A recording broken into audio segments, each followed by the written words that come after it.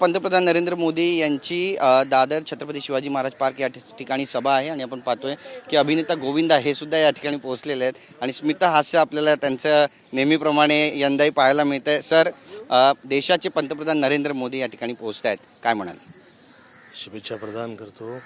त्याचबरोबर आदरणीय शिंदे साहेब आणि आदरणीय मोदी साहेब हे न भूतो न भविष्यते असे कार्य यांनी केलेले आहेत.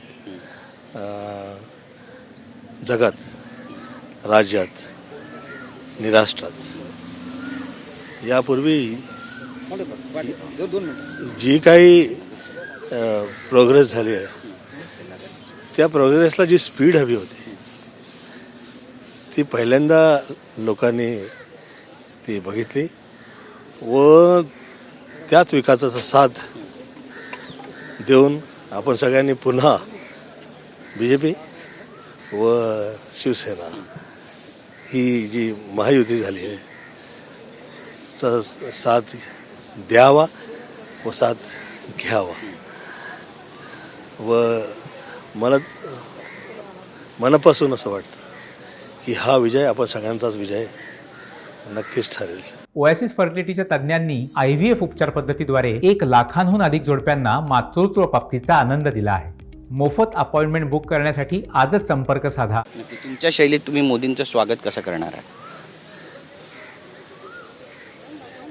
एकनाथ शिंदे जी और एकनाथ जी शिंदे जी के साथ परम आदरणीय मोदी जी, एक सांस की फूंक में 7 सुर बजते हैं, एक पाँव की ताल पे कई घुंघरू नचते हैं, एक दिए से न जाने कई दिए जल जाते हैं और एक प्यार की गोद में न जाने कई प्यार पल जाते हैं. मैं राज्य और राष्ट्र संपूर्ण सब जगह पे शुभेच्छा प्रदान करता हूँ. नक्कीच तुम्ही संपूर्ण महाराष्ट्र, शेवटचा प्रश्न, तुम्ही संपूर्ण महाराष्ट्र पिंजून काढला, ठिकठिकाणी तुम्ही गेला, तुमचा जलवा, तुमचा डान्ससुद्धा त्या ठिकाणी लोकांना पाहायला मिळाला.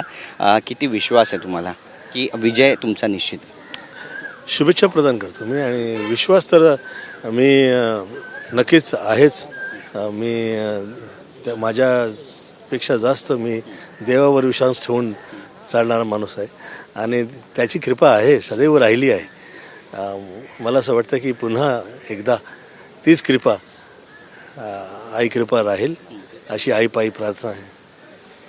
तुमच्याशी बोलल्याबद्दल. तर आपण पाहतोय अभिनेता गोविंदा यांनी आपली भावना या ठिकाणी व्यक्त केलेली आहे आणि त्यांनी स्पष्ट केलेलं आहे की पुन्हा एकदा मोदींचा जो जलवा आहे तो पाहायला मिळेल. नेमकं काय घडेल पाहणं महत्त्वाचं ठरेल. कॅमेरा पर्सन खंडुराचं, गिरीश गायकवाड, TV9 मराठी, मुंबई.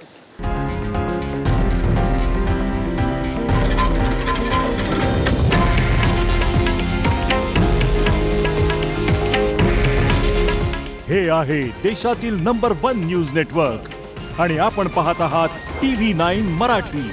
काळजी तुमची, हित महाराष्ट्राचं.